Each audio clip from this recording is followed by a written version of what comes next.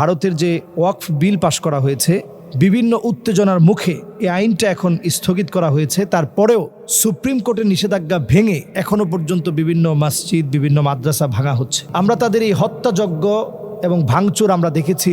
আমাদের বাবরি মসজিদ থেকে শুরু করে জ্ঞানবাবী মসজিদ, 500 বছরের অতীত ঐতিহ্যের মসজিদকে তারা ভেঙে ফেলেছে। একের পর এক এখন হিজাব পরিহিতা নারীদের উপর তারা আক্রমণ করছে। জয় শ্রীরাম বল, জয় শ্রীরাম বল বলে বলে তারা মুসলমানদের গায়ে আঘাত করছে। আমরা ভারতের সেনাপ্রধানের একটা বক্তব্য এবং পাকিস্তানের সেনাপ্রধানের আরেকটি বক্তব্য আমরা দেখেছি। পাকিস্তানের সেনাপ্রধান স্পষ্ট বলেছে যে 13 লক্ষ তোমাদের যে সৈন্যবাহিনী আছে, এটা তো আমরাই ভয় পাই না। পাকিস্তানের সেনাপ্রধান কিন্তু এই বক্তব্য দিয়েছে। আমি ক্রমশ যে দৃশ্যপট তৈরি হতে দেখছি, এই দৃশ্যপটগুলা কিন্তু মুসলমানদের মধ্যে উত্তেজনা ছড়িয়ে দিবে এবং একটা সময়ে মুসলমান আসলে নিজেরা কখনো যুদ্ধ করতে চায় না, যুদ্ধ করার জন্য তারা আমাদেরকে উদ্বুদ্ধ করে। ঠিক এমন একটা সময় আসবে যখন মুসলমানদের টাকনু পর্যন্ত রক্ত পৌঁছে যাবে। আমি তো দেখতে পাচ্ছি দেওয়ালে মুসলমানদের পিঠ ঠেকে গেছে। চীন যত বেশি ভারতের বিরোধিতা করবে, বাংলাদেশের সাথে যত বেশি সম্পর্ক মজবুত করবে, তত বেশি গজওয়ে হিন্দের সঙ্গে যে বিজয়ের কথা নবীজি সাল্লাল্লাহু আলাইহি সাল্লাম যুদ্ধের পরে বলেছেন, এটি মুসলমানদের সন্নিকটে চলে আসবে। আজকের পৃথিবীর প্রেক্ষাপট তাই বলছে যে খুবই রিসেন্ট ভয়াবহ একটা অবস্থা তৈরি হতে যাচ্ছে। যদি ভারত তাদের সিদ্ধান্তে ভুল করে, অনেক বড় খেসারত দিতে হবে। স্বাভাবিকভাবে আমরা মনে করতে পারি যে তাদের সৈন্যবাহিনী আছে, তারা অনেক শক্তিশালী, আমরা মুসলমানরা কুলাবো কিভাবে? পাকিস্তানের সেনাপ্রধানের যে বক্তব্যে তিনি বলেছেন যে 13 লক্ষ সৈন্যকে আমরাই তো ভয় পাই না, আমরা তো মুসলমান সেই জাতি। নবীজি সাল্লাল্লাহু আলাইহি সাল্লাম শেষ জামানার কথা বলতে গিয়ে বলেছেন, ইসাবাতানি মিন উম্মতি, নবীজির উম্মতের ভিতর থেকে 2টা গ্রুপ জাহান্নামের আগুন থেকে মুক্তি পাবে। এর মধ্যে একটা গ্রুপ হচ্ছে তারা যারা এই হিন্দের বিজয়ের জন্য লড়ে যাবে, লড়াইয়ের পর লড়াই করবে, তারাই আল্লাহ রাব্বুল আলামিনের গোলামদের মধ্যে অত্যন্ত শ্রেষ্ঠ মর্যাদাবান আল্লাহর গোলাম হবে।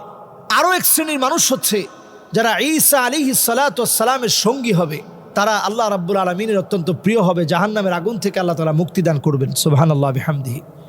সুতরাং এই প্রেক্ষাপট তো তারা বারবার তৈরি করার জন্য চেষ্টা করবে। ভারত বারবারই যে ভুলটা করছে, এই ভুলের খেসারত তাদেরকে কিন্তু বড় আকারে দিতে হবে।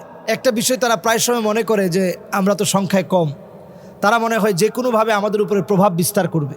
মুসলমানদের কোনো বিজয় শুধুমাত্র সংখ্যা কেন্দ্রিক, আল্লাহ তাআলা মুসলমানদেরকে কোনো বিজয় দেননি। সকল বিজয়গুলো আল্লাহ রাব্বুল আলামিন যত বিজয় দিয়েছেন, সকল বিজয়গুলো এসেছে মুসলমানদের ইমানি হিম্মতের কারণে।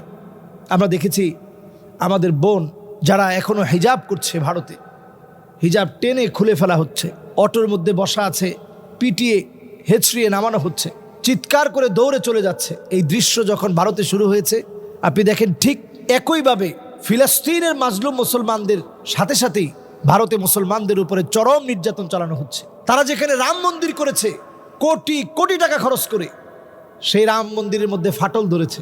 আপনারা নিশ্চয়ই এগুলো ভিডিও আকারে দেখেছেন।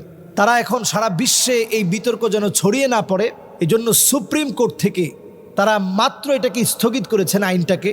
কিন্তু সংশোধিত এই ওয়াকফ সংক্রান্ত আইনকে যদি এখন নতুন করে সিদ্ধান্ত নিয়ে যদি বাতিল করা না হয়, পূর্বের অবস্থানে যদি ফিরিয়ে দেওয়া না হয়, তাহলে এই সংঘাত কিন্তু ভারী থেকে ভারী হয়ে যাবে এবং এটাই গজওয়ে হিন্দের দিকে নিয়ে যাবে। এই সংঘাত কিন্তু থামার না।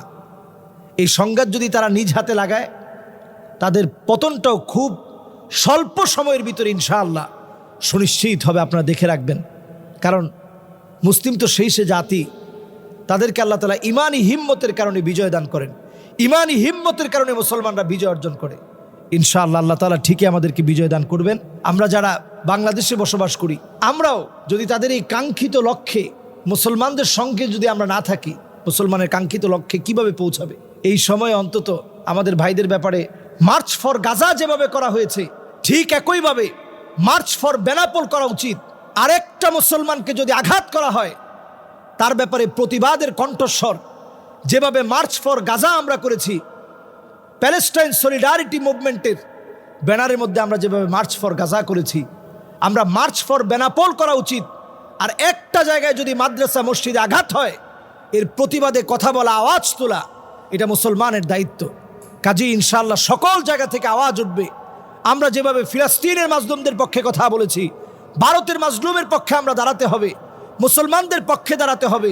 মসজিদ মাদ্রাসায় হামলাকারীদের দৃষ্টান্ত বিচারের জন্যে সারা পৃথিবীতে একটা আওয়াজ তুলতে হবে।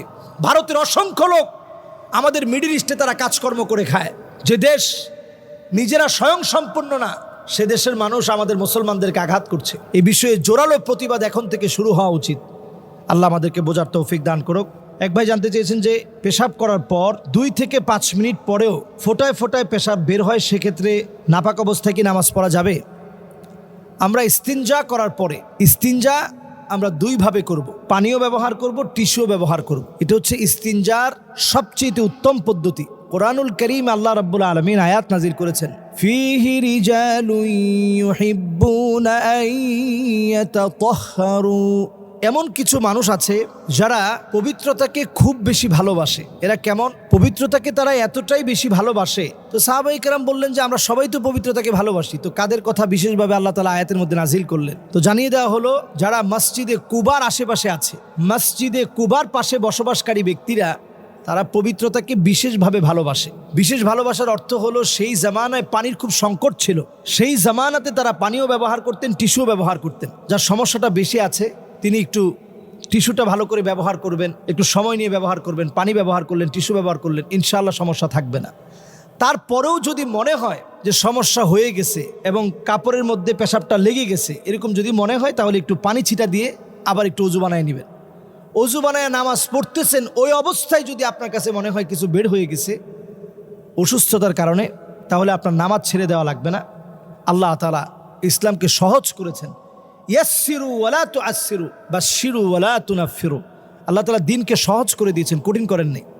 দিনের ভিতরে কোনো কঠিন নাই, সহজ আছে। সহজেই দিনের ভিতরে, কঠিন করার কোনো সুযোগ নেই। আপনি শুধু একটু পানি ছিটিয়ে দিবেন, এতে করেই আপনার পবিত্রতা অর্জন হওয়ার পর এরপরে আপনি নামাজে দাঁড়ালেন। নামাজে দাঁড়ানোর মধ্যে যদি আপনার কাছে মনে হয় কিছু বের হয়েছে, এতে করে আপনার নামাজ নষ্ট হবে না। আল্লাহ রাব্বুল আলামিন আমাদের জন্য এটাকে সহজ করেছেন, আমরা কঠিন করব না।